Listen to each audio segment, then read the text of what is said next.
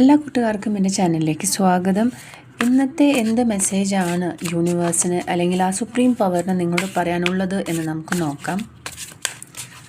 എന്ത് സ്പെഷ്യൽ മെസ്സേജാണ്, എന്ത് കാര്യത്തെക്കുറിച്ചാണ് യൂണിവേഴ്സിന് പറയാനുള്ളത് എന്ന് നമുക്ക് നോക്കാം.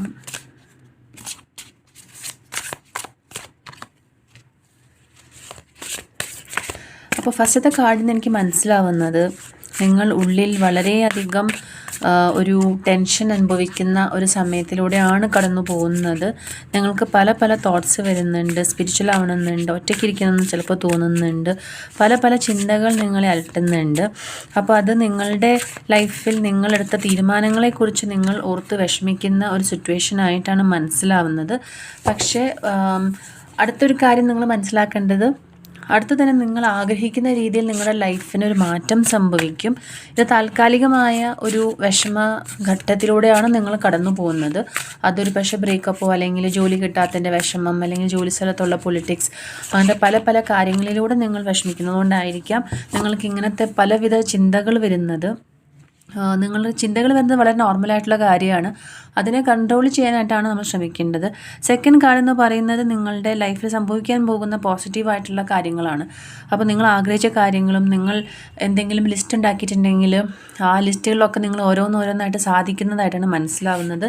തേർഡ് കാർഡ് കാണിക്കുന്നത് നിങ്ങളുടെ ലൈഫിൽ നിങ്ങൾ പ്രതീക്ഷിക്കാത്ത അതല്ലെങ്കിൽ പല രഹസ്യങ്ങൾ നിങ്ങൾക്ക് മനസ്സിലാവുന്ന ആ ഒരു സമയം കൂടെയാണ് വരുന്നത്.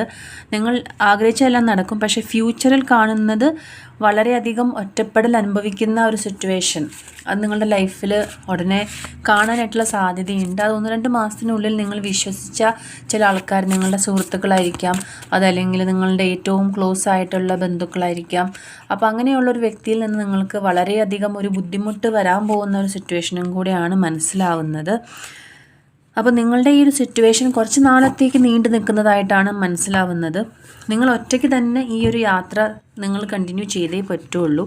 അപ്പോൾ നിങ്ങളുടെ ഈ അടുത്ത കുറച്ച് നാൾ വളരെ ബുദ്ധിമുട്ടും വളരെ സങ്കീർണവുമായ ഒരു സിറ്റുവേഷൻ കൂടെയാണ് പോകുന്നത്. അത് നിങ്ങളുടെ പാസ്റ്റ് ഡെസിഷൻസ്, നിങ്ങളെടുത്ത ഡെസിഷൻസിൻ്റെ ഒരു ആഫ്റ്റർ എഫക്ട്സ് ആയിരിക്കാം, അല്ലെങ്കിൽ നിങ്ങൾ എടുക്കേണ്ട ചില തീരുമാനങ്ങളുണ്ട് ഓരോ സമയത്ത്. അത് ചെയ്തില്ലെങ്കിൽ പിന്നീട് വരാൻ പോകുന്ന സമയം കുറച്ച് ബുദ്ധിമുട്ടായിരിക്കും. അപ്പോൾ നിങ്ങളുടെ ലൈഫിൽ കുറച്ച് ബുദ്ധിമുട്ടേറിയ സമയമാണ് വരുന്നത്.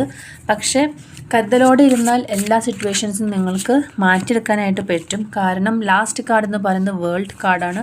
അപ്പോൾ നിങ്ങൾ ആഗ്രഹിച്ച എല്ലാ കാര്യങ്ങളും നേടിയെടുക്കാനുള്ള സിറ്റുവേഷൻ ഈ ഒരു ഹാർഡ്ഷിപ്പ് കഴിയുമ്പോൾ വരുന്നുണ്ട്. അപ്പോൾ അതുവരെ നിങ്ങൾ പിടിച്ചു നിൽക്കണം, തോറ്റു കൊടുക്കരുത്.